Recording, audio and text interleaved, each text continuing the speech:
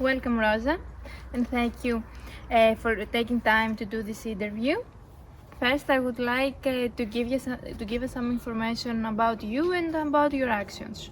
Okay, my name is Roza Triantafyllidi.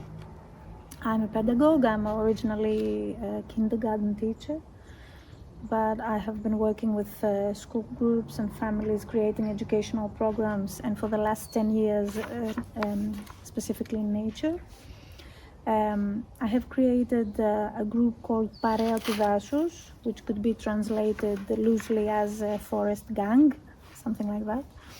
And we are an educational institute that organizes educational programs and activities that are based on experiential learning in nature, especially, and in forest school approach. And we work together with school groups, with children that come here on the Saturdays, and families. Why did you choose Mount Hymettus State Forest to implement your educational activities? Well, we actually work in open air sites, natural sites all over Greece, but this is our base. And we have chosen this place because, first of all, it's very well preserved. It's very clean. It has great Mediterranean biodiversity, and it's managed and taken care of by Philodassiki Enossi Athinon, which is also the group that has created this forest. It's a man-made forest. So we also think that is an excellent example of human will and human love for nature. And this is something that we wanted to share within our groups. Nice. How do you think your actions contribute to the protection and conservation of this forest? Well, this is something that Philodassiki takes very well care of, and we work very closely together with them, so that no matter what we do, we don't destroy the balance that is kept here. We think that if we are going to talk about any kind of future for humanity and for the planet, the basis is education. So the only way to learn about things is by experience. So being here and educating children and adults through play, through sharing activities, through creating together, and through coming in contact with natural materials and the natural cycle of life, because we try to do this throughout the year and throughout the season so that we can follow what goes on.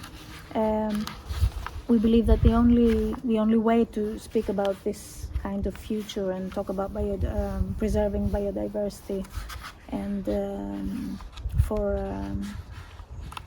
any kind of hope for humanity, we think that this is the way to go about it.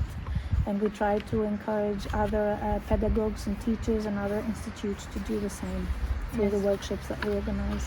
Yes, I see. Did you have problems or difficulties to face during these actions? Well, we have the basic problem that we can't do much about is weather conditions. Sometimes exceptionally bad weather can be difficult. We also face problems that all peri-urban parks face, from visitor behavior mainly, which can be littering, garbage, can be unleashed dogs, or cyclist behavior that is not in accordance to the rules that apply here anyway. And another difficulty we often face is fear of being in contact with nature, and lack of knowledge of basic knowledge. I mean, from local fauna, local flora. This is sometimes a difficulty, but this is something that can be, all these difficulties can be faced slowly.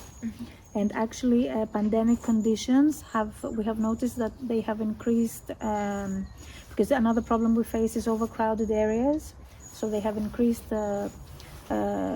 visiting the place, but the number of visitors. But we also notice that being in more close contact with nature, people have beginning to realize this connection and are slowly changing their attitude towards nature.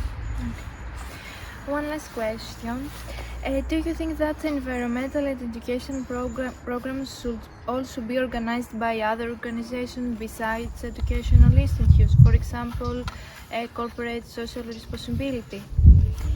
Well, I think that they should all work together, because educational institutions like us, for example, we know very well how children learn and develop, and what they need in order to develop in a holistic way, mentally, physically, psychologically, socially. The environmental institutions are are expert on natural knowledge. So I believe that these two institutions should work together, very closely together, in order to create educational programs that both children and adults could benefit from. Okay, thank you very much. Thank you.